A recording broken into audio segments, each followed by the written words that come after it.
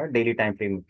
तो जैसा कि आप लोग जानते हैं कि मैं इंट्राडे ट्रेडिंग के लिए बहुत ही सिंपल सी एक स्ट्रेटजी का यूज करता हूं, जिसमें मैं प्रीवियस डे का हाई और प्रीवियस डे का लो और प्रीवियस डे का क्लोज, मैं इसको मार्क कर लेता हूं।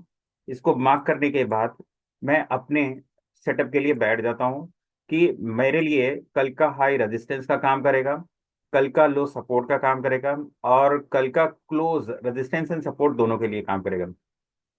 तो मैंने डेली चार्ट पे उसको मार्क कर लिया। 5 मिनट के चार्ट पे मैं अब आपको बताऊंगा कि कौन कौन सा हमारा ट्रेडिंग स्पॉट रहा है। तो देखिए, आज सबसे पहले मैं आपको बता दूं, आज मैंने 3 ट्रेड लिए और तीन का तीनों स्टॉप लॉस हो गया, तीन का तीनों लॉस हो गया। ठीक है, मतलब फर्स्ट ट्रेड मैंने लिया स्टॉप लॉस, सेकंड ट्रेड लिया स्टॉप लॉस, थर्ड ट्रेड लिया स्टॉप लॉस। तो ये अक्सर एक्सपायरी के दिन में जब मोमेंटम नहीं मिल पाता है तो हमारे साथ हो जाता है कि भाई मार्केट जो है आपके अगेंस्ट चली जाती है।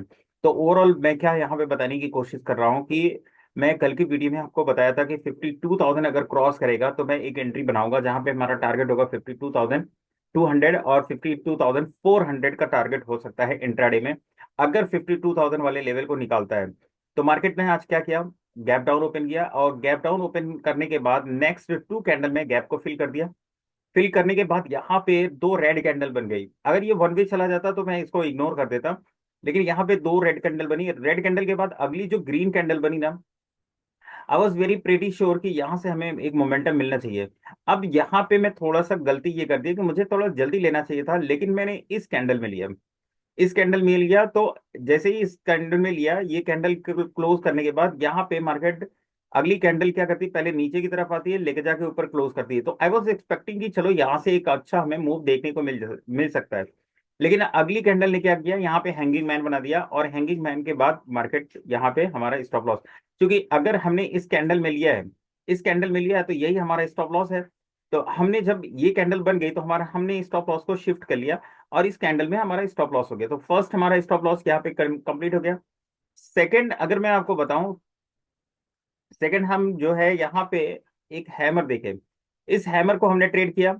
हैमर का यहाँ पे हैमर के बाद ये वाली क्लोजिंग मिली, ये रेड क्लोजिंग मिली, अगेन ये ग्रीन कैंडल में जैसे ही हमने लिया, अगेन हमारा स्टॉप लॉस हो गया। तो मैंने ये वाला स्टॉप लॉस ना इस वाली कैंडल में, this was the problem.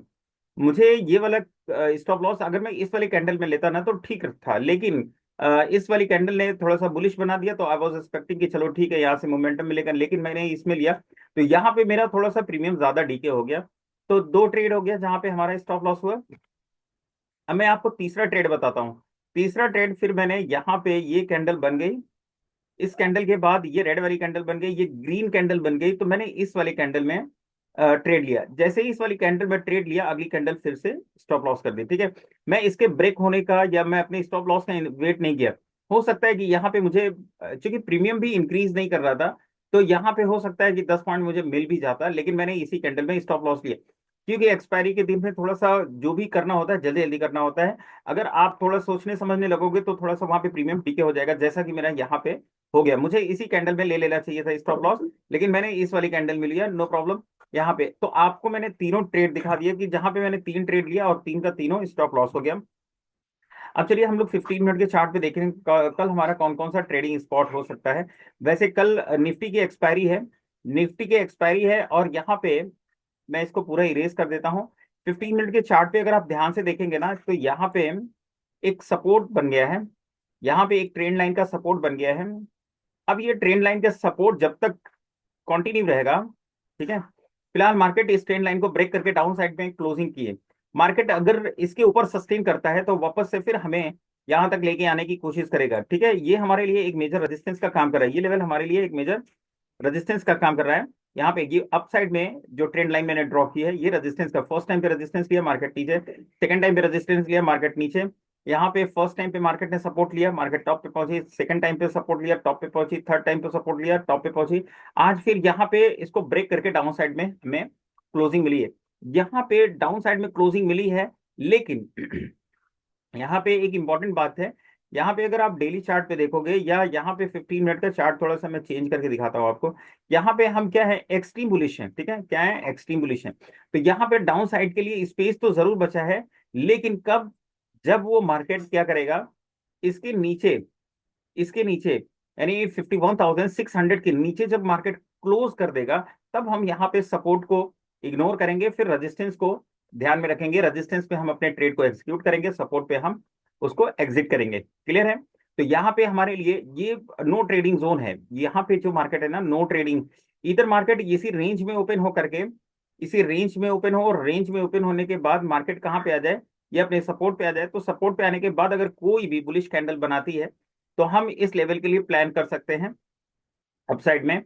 Market अगर रेंज में ओपन होने के बाद क्या करती है कि फटाक से इस लेवल में आ जाती है, इस जोन में आ जाती है, तो इस जोन में तो हमें कोई ट्रेड नहीं लेना है। सबसे पहले हमें इसको ब्रेक होने देना है, यानी ट्रेंड लाइन का ब्रेकआउट आ जाए। ब्रेकआउट आने के बाद यहाँ पे कोई एक कैंडल बने, ठीक है, यहाँ पे कोई एक रेड कैंडल बने छोटी सी, यहाँ पे कोई एक रेड कैंडल बनेगी, जब यहाँ पे कोई एक रेड कैंडल बनेगी, उस रेड कैंडल के बाद यहाँ पे रेड कैंडल बने, पहले तो यहाँ पे ओपन हो, ओपन होने के बाद इस जोन में काफी देर तक ट्रेड करे और ब्रेकआउट दे, ब्रेकआउट देने के बाद यहाँ पे एक रेड कैंडल बने, रेड कैंडल के बाद नेक्स्ट जो कैंडल हमें ग्रीन कैंडल, नेक्स्ट कैंडल है, इस हाई को ब्रेक करे, नेक्स्ट कैंडल इस हाई को ब्रेक करे, जैसे ही इस हाई को ब्रेक करेगी हम यहाँ पे फिर से ट्रेड लेंगे अप साइड के लिए। वापस से हमारा कल वाला ही टारगेट रहेगा 52,200 52,400 का। और वापस से स्टॉप लॉस, अगर हम इंट्राडे ट्रेड कर रहे हैं तो ये जो यहाँ पे रेड कैंडल बनेगी ना, इसी का लो हमारा स्टॉप लॉस बनेगा, ठीक है, इसी का लो हमारा स्टॉप लॉस बनेगा। मतलब कि अगर मार्केट फिर इसी जोन में आ जाती है तो हम एग्जिट कर जाएंगे, स्टॉप लॉस ले लेंगे। तो मार्केट अगर यहाँ पे रेंज में ओपन होने के बाद, सबसे अच्छा ट्रेड ये है कि मार्केट रेंज में ओपन हो, रेंज में ओपन होने के बाद फटाफट फटाफट नीचे आ जाए, और नीचे आने के बाद यहाँ पे कोई बुलिश कैंडल बनाए, वो बुलिश कैंडल काफी अच्छा हमें टारगेट दे सकती है।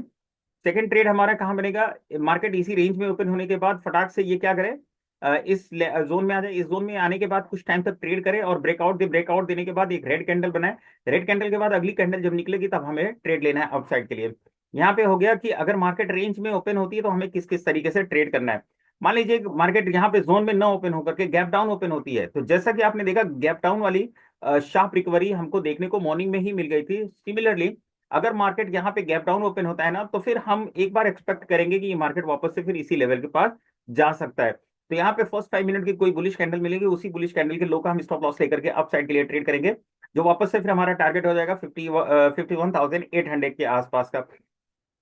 अब मार्केट अगर गैप अप लगा देता है, ठीक है, तो गैप अप यहाँ पे दो लेवल हमारे पास है। एक तो लेवल हमारे पास, जस्ट अ मिनट, मैं आपको यहाँ पे दो लेवल दिखा रहा हूँ,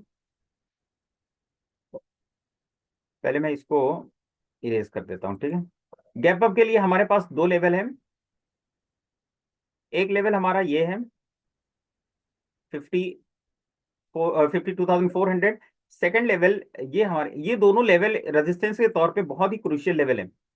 यहाँ पे ये दोनों लेवल 15 मिनट के चार्ट पे अगर आप देखेंगे, रेजिस्टेंस के लिए बहुत ही क्रूशियल लेवल है, और इन लेवल्स पे हमें नजर बना के रखना चाहिए।